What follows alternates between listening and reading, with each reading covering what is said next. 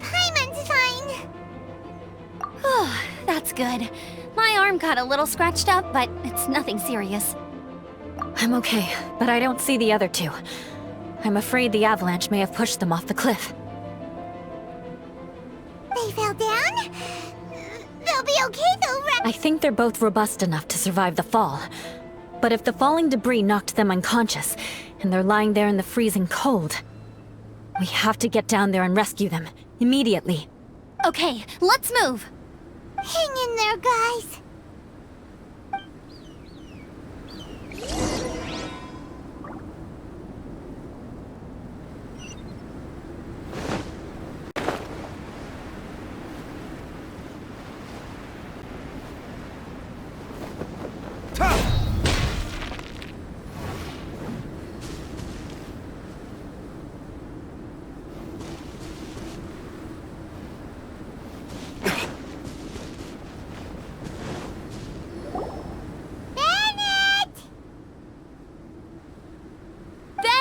Are you okay? Shout if you can hear me! A voice! Over there! Bennett, is that you? Guys, I'm over here. Are you alright? Are you hurt? I'm a little dizzy, but I'm not in any pain. I don't think I'm injured. Thank goodness. Scared the life out of me. If you're dizzy, sit and rest for a while. It's fine, really. This kind of thing happens all the time. I'll be fine. Thank you. Wait, where's Albedo? Isn't he with you guys? We thought he fell off the cliff with you. He still hasn't shown up? We found Bennett here, so Albedo can't be far away. Keep searching this area. Got it!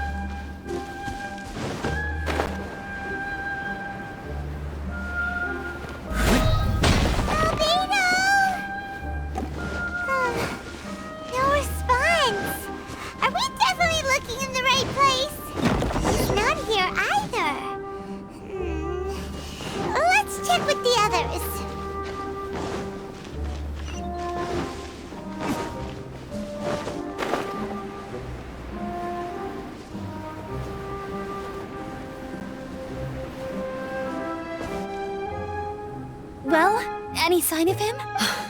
Not a trace. Nothing from me either. Strange. We didn't have any luck either. Where could he have gone? Everyone! Albedo! Are you okay? Nothing serious. Okay, everyone accounted for. Guys, I think it's gotta be because of me. The avalanche only happened because I'm here. I guess flipping a treasure hoarder insignia isn't gonna change my luck after all. No wonder no one wants to go adventuring with me. I'm so sorry. Don't say that. I'm hardly the lucky type myself, so I'm not about to go blaming every little thing that goes wrong on you. Exactly. Besides, Dragonspine is a dangerous place. Avalanches literally come with the territory. Bad luck has nothing to do with it, okay?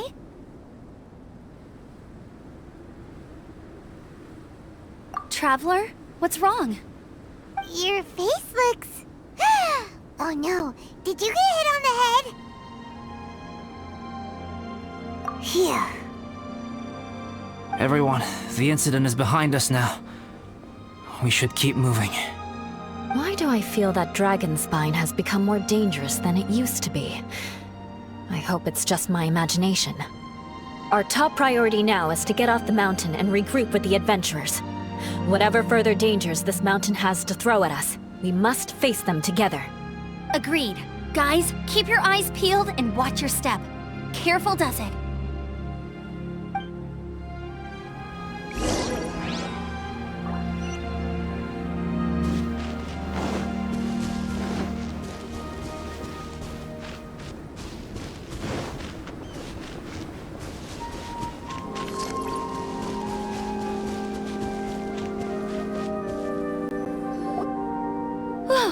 We've been heading in the right direction for a good length of time now.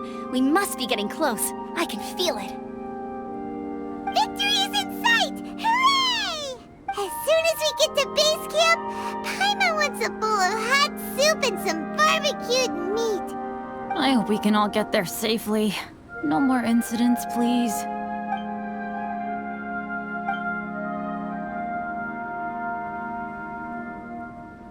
Hey, what's on your mind? You seem a little distracted. Something's up, isn't it? Are you hungry? Cold? Shall Paimon hug your head to warm you up? I don't think I've spent so much time on Dragonspine before. It sure is cold, but the view is amazing. Isn't it, Eula? Eula? Sorry, I wasn't listening. What did you say? I was just thinking.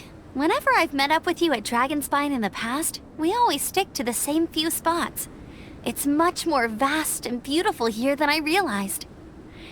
If it were a little warmer and a little safer, I bet this place would be bustling with visitors.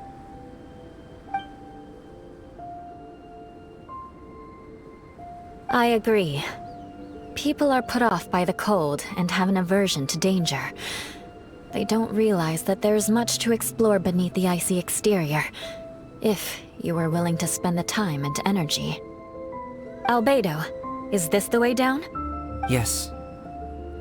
I think there are several routes in this area. Does the path fork off here? It looks like it does. I'm kinda dizzy too. I keep thinking things are swaying a little. Either path will work for us. The smaller trail is less worn and harder to see, but it's also shorter. Since everyone is weary, I suggest we take the shortcut. Follow me.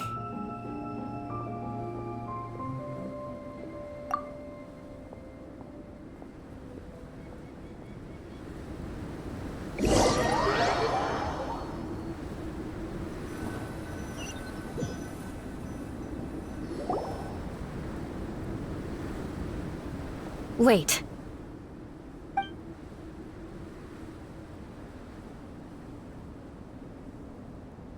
Bennett and Amber don't look well. Can we take a break? We can continue once their conditions have improved. Ugh. Now that you mention it. Huh? You hit your head earlier, didn't you? Oh, you noticed. Are you sure it's worth holding everyone up over a little thing? No problem at all! Health and safety always come first! Okay, sorry for this. Thank you. Yeah. Thank you.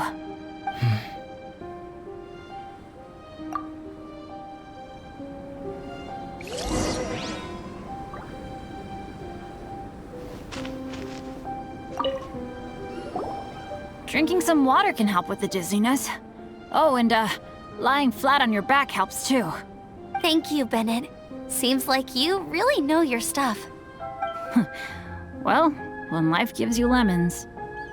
Bennett, weren't you feeling dizzy too? Stop pushing yourselves, both of you. Get some rest. We'll continue when you've gathered your energy. Eula might come off as a little frosty, but she takes caring for her friends super seriously, more than anyone else I know. Every time I see that look on her face, I'm just like, ah, stop staring at me.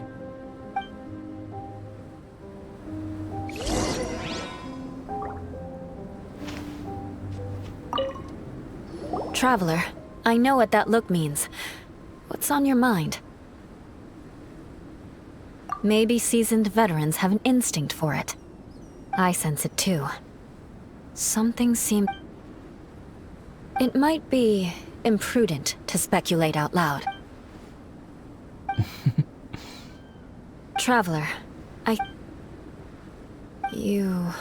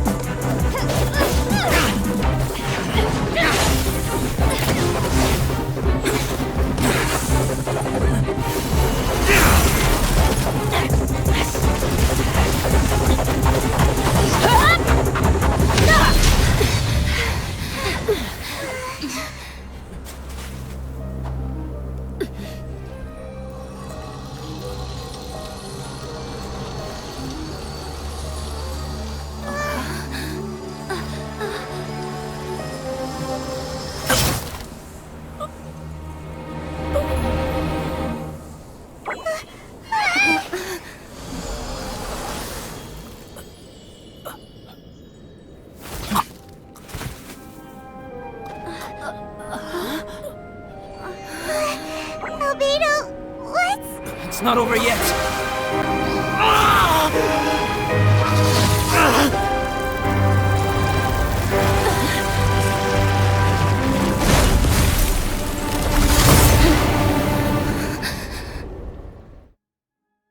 Brace yourselves.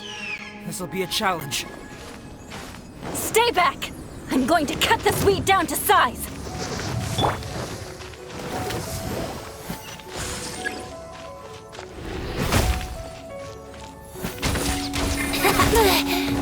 Think you can get away?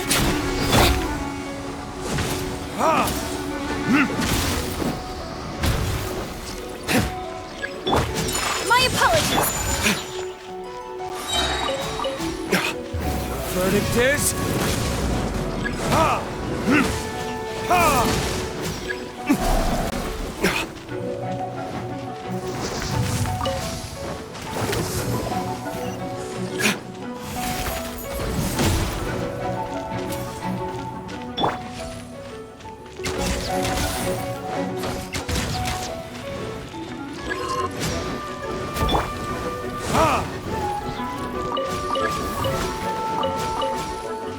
Damn you!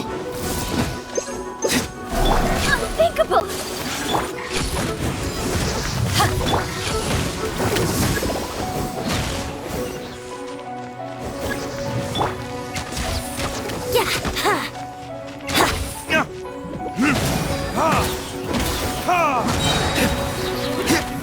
Burn!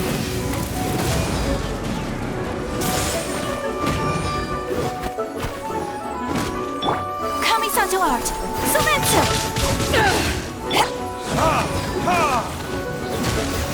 Yahoo!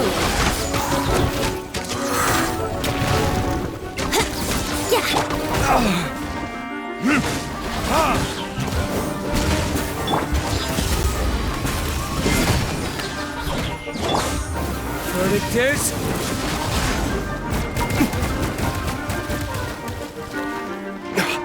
Time for takeoff.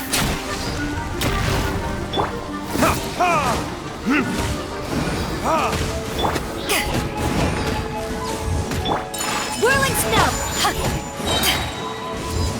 Back off! Power that ended Python!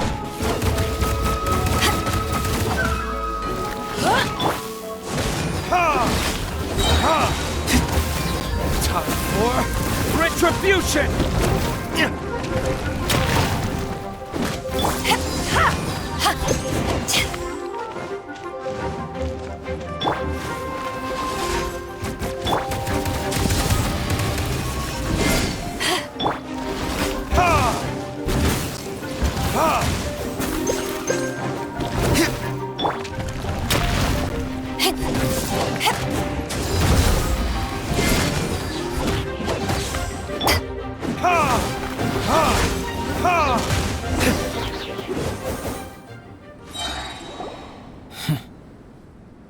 What in the world was that thing?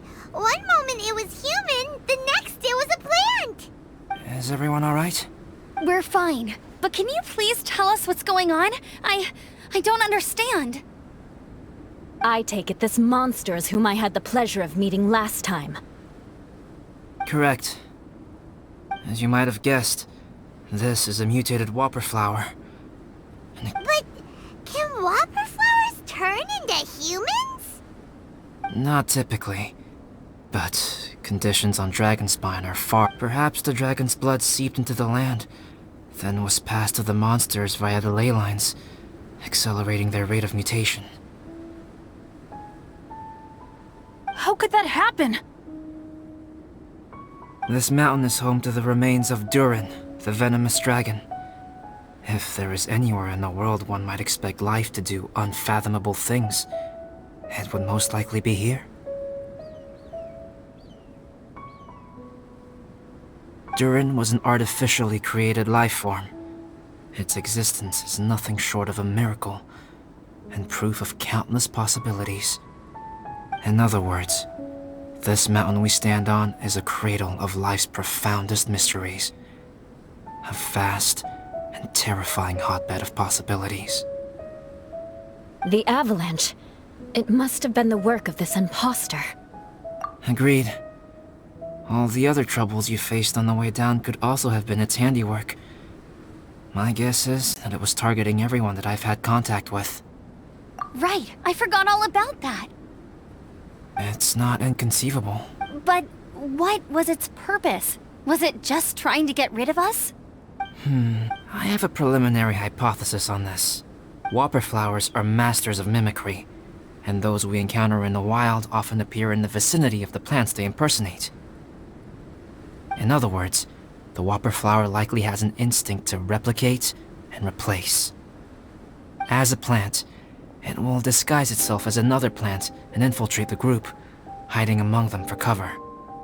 The plant being imitated has no way to detect or fight back against this behavior. But when it disguises itself as a human... It wanted to replace you and infiltrate our group? Yes. Maybe it created the avalanche to get rid of us. I predicted this eventuality, so I availed myself of the avalanche to hide and lure it out. It was watching us the whole time, and when it saw that I had disappeared, its instinct was to take my place. At that point, its disguise was complete, and its next move was to hunt its prey. Yes, that's exactly how whopper flowers operate. So when it approached and attacked Joel, what was that? A trial run? Perhaps. Or maybe it enjoyed posing as a human, and wanted to experience what it felt like to be human. We're fortunate to have discovered it in time. I think the Traveler was the first person other than Albedo to notice something was wrong. Traveler, how could you tell the real me and my imposter apart? I want to know too. I had no idea the other guy was an imposter. They looked exactly the same to me.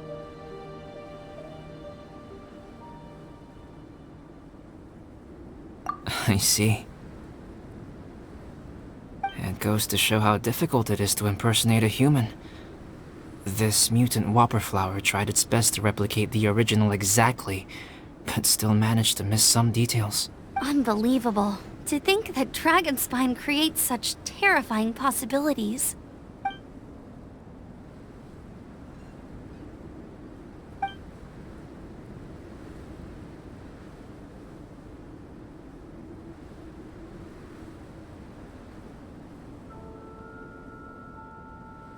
Anyway, at least we won in the end.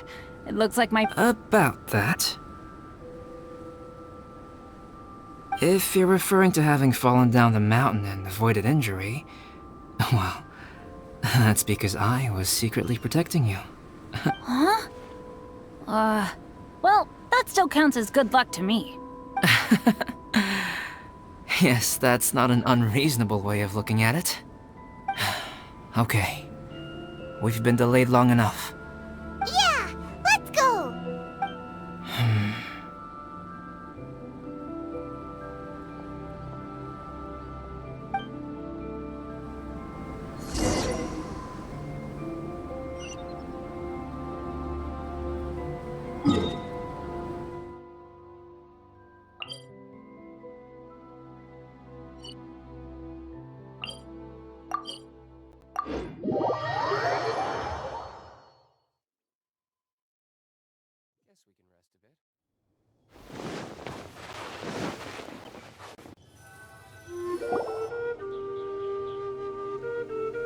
Woohoo! I'm back!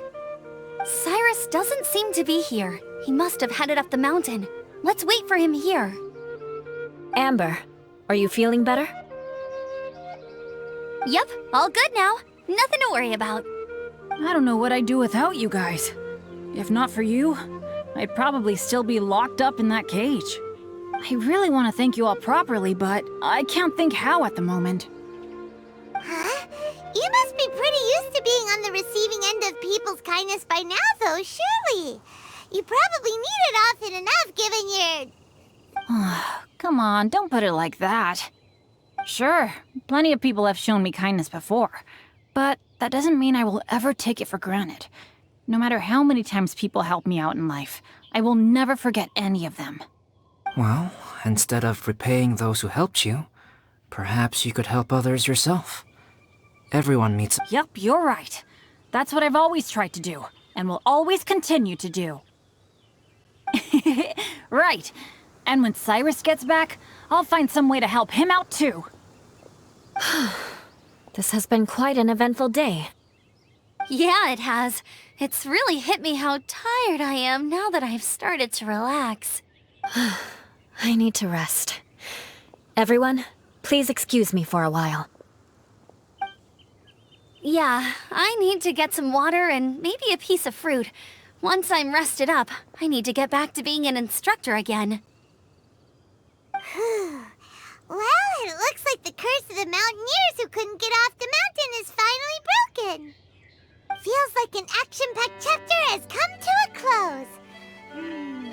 Shall we find somewhere to rest and chat too? Why not? Then please, come with me. You sensed something too, didn't you? Then let's go. Huh? Are you going back to your camp again? Paimon thought maybe we could talk here. Okay. Might as well come with you. Good. Shall we set off right away?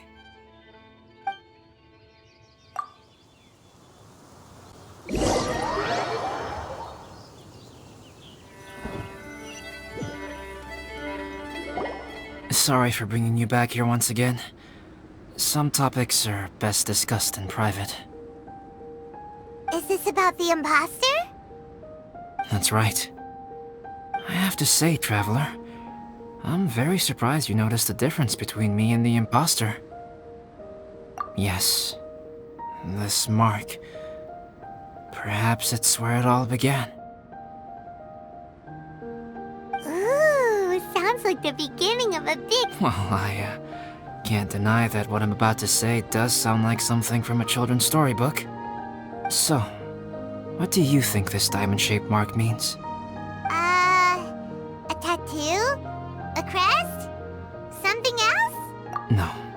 Consider it a birthmark. Have you ever seen an intricate glass ornament and wondered how it was made? Well, one method for crafting with glass is a technique known as glass blowing. Glass blowing is not a widely known art in Teyvat. For this reason, glassware made in this way is usually very expensive. As the name implies, glass blowing involves blowing air into a hole, much like blowing up a balloon. This type of glassware is known for having a pontal mark at the point where the blowpipe was inserted, where the hole was sealed at the very end.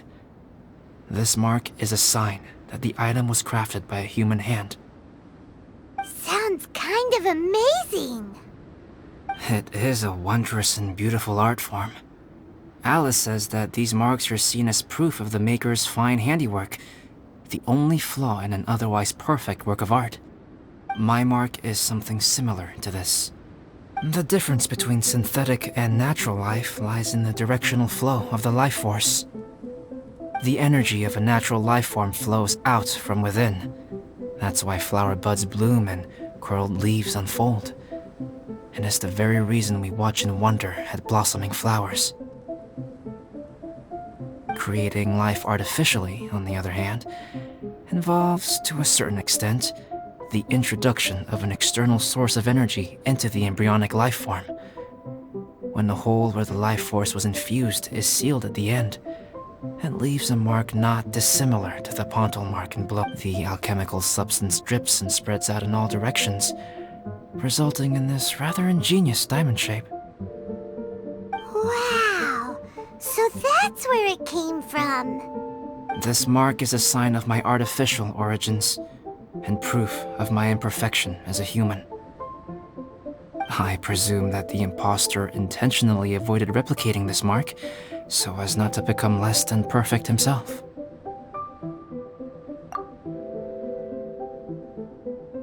You are fundamentally different from other people. I have few qualms about sharing my secrets with you.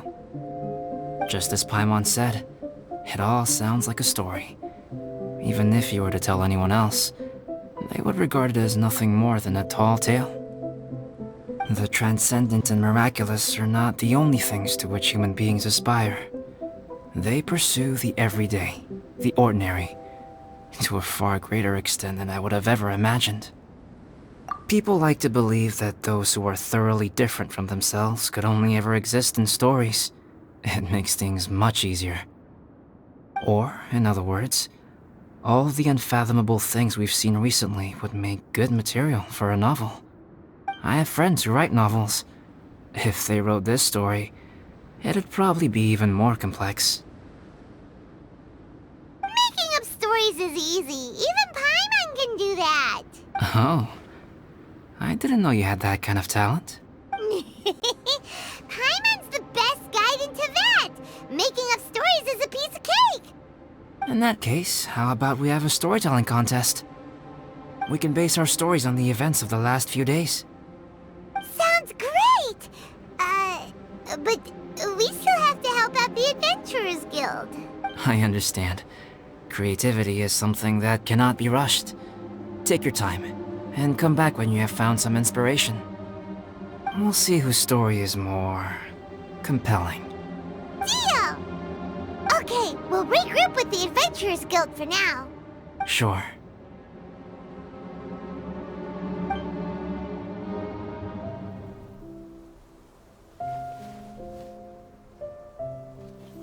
My story. Yes, I should have known. Master's failed specimen in the dragon's belly. This is where the story truly begins.